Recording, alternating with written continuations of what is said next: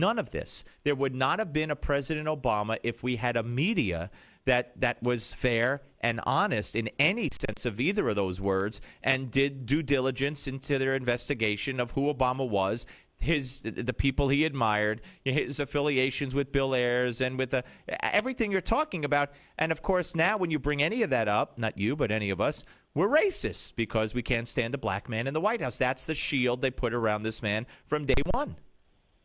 Well, I mean, they were so enamored with the narrative and so in love with the policies that they were willing to give everything a pass. But, you know, as they discover, and this is true throughout history, you know, somebody whose predisposition is to not follow the rules don't apply to me because my objectives are so lofty, they're going to take the exact same approach to some of the things that the press holds near and dear, like the First Amendment, because that's not going to be any more important to them than the Commerce Clause or the taxing and spending power or anything else. So I think, you know, now with, you know, the surveillance and all the other things, they're discovering that, well, wow, there's really a concern here.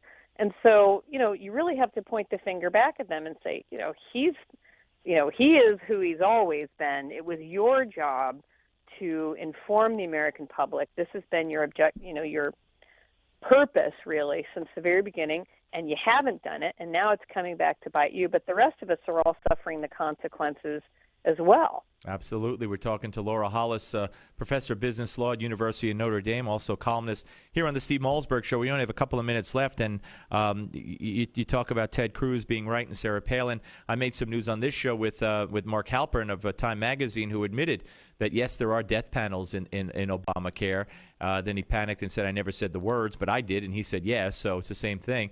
And there are. And people, when I said people don't have a clue, they really don't. They don't have a clue about the conversation we haven't had in this country that was broached by Obama early on in one sit-down at a town hall about not giving care that's needed for the elderly to survive in their final years or months. And people don't have a clue about that. They don't have a clue about, deductibles. They don't even know what the word means. They're going to find out really quickly. So Cruz is right, Palin's right, and it's a culture shock that's laying in wait for us.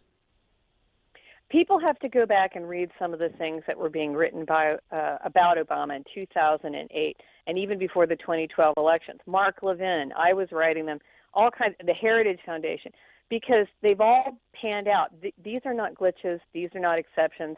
Now the heating bills are going up. Heritage is writing about that. Well, what did he say X number of years ago? By definition, under my policy, electric rates will soar. Yep. Exactly. It's all there for us to see. You're absolutely right, and he has no problem with gasoline being $7 a gallon, just not too quickly. I got them all. Hey, listen, I'd love to have you back, Laura. Thank you very much. My pleasure. Thank you. Take care. That's Professor Laura Hollis, columnist and professor of business law at the University of Notre Dame. Very interesting. When we come back, ladies and gentlemen, Susan Ferrecchio, chief congressional correspondent, Washington Examiner, Steve Malzberg Show. Don't go away.